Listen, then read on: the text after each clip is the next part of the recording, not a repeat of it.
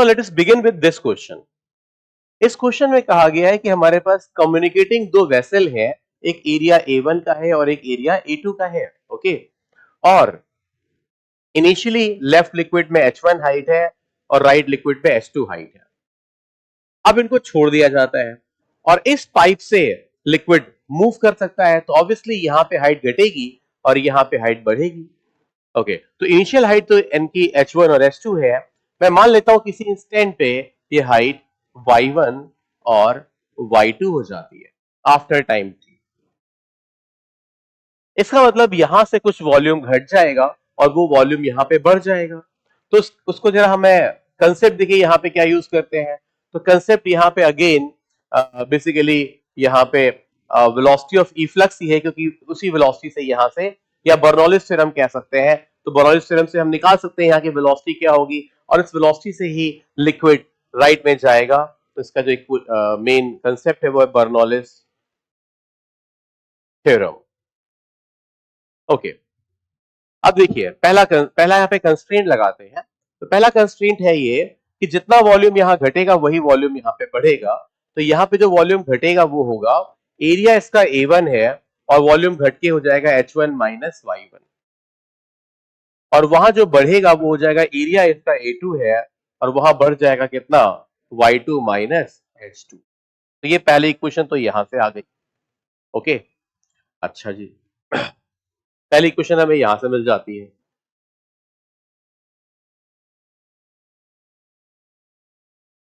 Okay, चलिए यहां पे मैं एक लाइन ड्रॉ कर देता हूं ताकि कंफ्यूजन ना हो। अब देखिए एक काम करते हैं, अगर मैं इस पॉइंट पर और इस पॉइंट पे बर्नौलिस थ्योरम लगा दूं, तो इस पॉइंट पे प्रेशर एनर्जी कितनी हो जाएगी, ये हो जाएगी P naught plus rho g Y1, क्योंकि मैंने इस हाइट को एट टाइम t Y1 लिया हुआ है। और यहां पे जो वेलोसिटी है इसको इग्नोर करते हुए, कम वेलोसिटी है इसलिए इसको इग्नोर करते हुए मैं इधर आ जाता हूं। और यहां पर, तो यहां पर देखो तो यहां पे प्रेशर को अगर मैं मान लूं P डैश है, ओके, तो P डैश प्लस रो कैनेटिक एनर्जी को मैं लिख सकता हूं हाफ रो V स्क्वायर। ये V क्या हो जाएगा, यहां की वेलोसिटी हो जाएगी जो इसमें है, ओके। अच्छा जी, दूसरी बात देखिए, यहां के प्रेशर को मैं इधर से भी लिख सकता हूं, ओके। तो यहां का प्रेशर कितना हो जाएगा, ओके। इधर से भी अगर हम वही चीज लिखें, तो यहां से हम वही चीज अगर लिखते हैं तो हम लिख सकते हैं कि भाई देखिए इस पॉइंट पे प्रेशर एनर्जी कितनी है भाई, P नॉट प्लस हाफ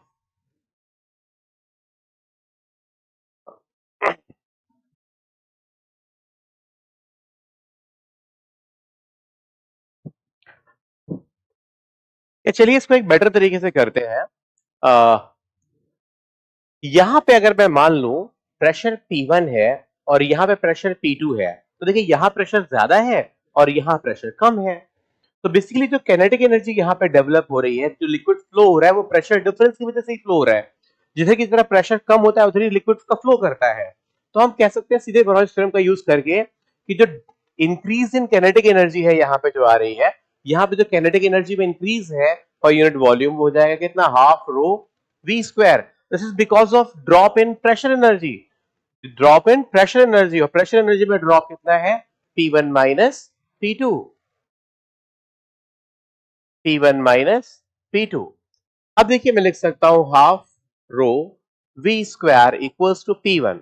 यहां के प्रेशर को मैं रो Y1G लिख सकता हूं, क्योंकि at time t height Y1 है और यहां के प्रेशर को रो Y2G, तो रो G कॉमन लेने पर ये हो जाएगा Y1 माइनस Y2। तो रो भी कैंसिल हो गया, सो V की वैल्यू आ जाएगी स्क्वायर रूट ऑफ 2G।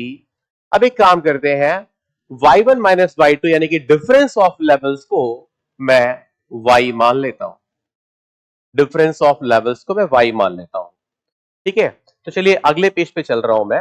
अब अगले पेज पे मैं लिख सकता हूं, पहले मैंने क्या माना, Y1 minus Y2 equals to Y।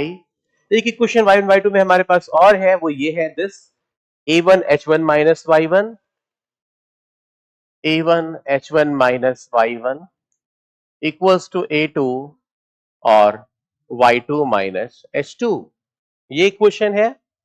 Okay, और जो वेलोसिटी है यहाँ पे फ्लूइड की वो है v equals to root two g y. अब मैं फिर से लगाऊंगा इक्वेशन ऑफ कंटिन्यूटी। देखिए, जिस स्मॉल वेलोसिटी से ये लेवल नीचे जा रहा होगा वो वेलोसिटी होगी इस हाइट का डेरिवेटिव, और ये हाइट कितनी है, y1 है। ओके, और क्योंकि y1 कम हो रही है तो उसका डेरिवेटिव नेगेटिव होगा, तो मैं लिख सकता हूं हाइट एरिया A1। देखिए यहां का एरिया A1 और इनटू इसका डेरिवेटिव, तो मैं लिख सकता हूं dy1 by dt equals to इस पैसेज का एरिया जो A नॉट है इनटू यहां की वेलोसिटी v। तो इसको मैं लिख सकता हूं A नॉट इंटू वी, और v है हमारे पास √2g y। अब देखिए क्या कर सकते हैं, इस इक्वेशन से मैं लिख सकता हूं, इसको डिफरेंशिएट करने पर dy1 माइनस dy2 बराबर dy, और इसको भी डिफरेंशिएट कर दें तो हमारे पास आ जाएगा A1 dy1, ये नेगेटिव आएगा, इक्वल्स टू A2 dy2। अब हमारे पास केवल यहां पे dy1 है, तो dy2 को एलिमिनेट कर दिया जाए, तो यहां से dy2 यहां रखा जाए तो हमारे पास आ जाएगा dy1 और ब्रैकेट में A1 plus A2 divided by A2 equals to dy।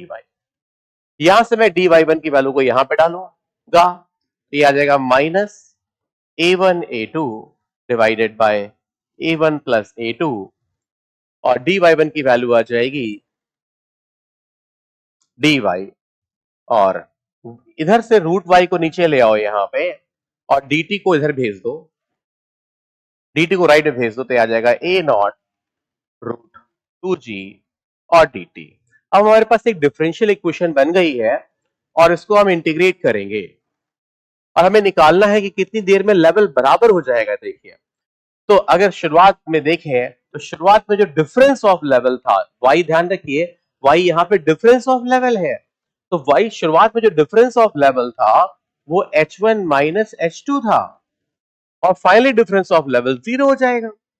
इसको जब आप इंटीग्रेट करेंगे तो आपको इंटीग्रेट करने के बाद मिलेगा a1 a2 upon a1 plus a2, और फिर हमें मिल जाएगा 2 और ब्रैकेट में रूट h1 माइनस h2, और राइट पे हमें मिल जाएगा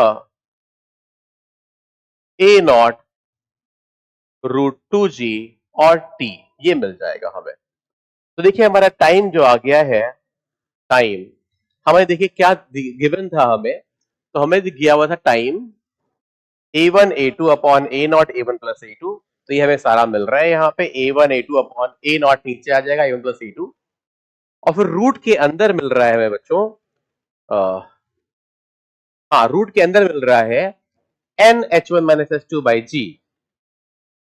तो देखिए यहां से अगर हम एक √2 कैंसिल कर दें तो यहाँ पे √2 बचेगा, तो इसका मतलब है कि H1 माइनस H2 के साथ जो कांस्टेंट है वो 2 है। ओके, तो ये बन जाएगा A1 A2 upon A not A1 plus A2, और ब्रैकेट में 2 H1 minus H2 by G। तो क्लियरली जो मिसिंग टर्म है यहाँ पे, मिसिंग टर्म n है, n की वैल्यू यहाँ पे 2 आ रही है। तो दिस वाज द क्वेश्चन।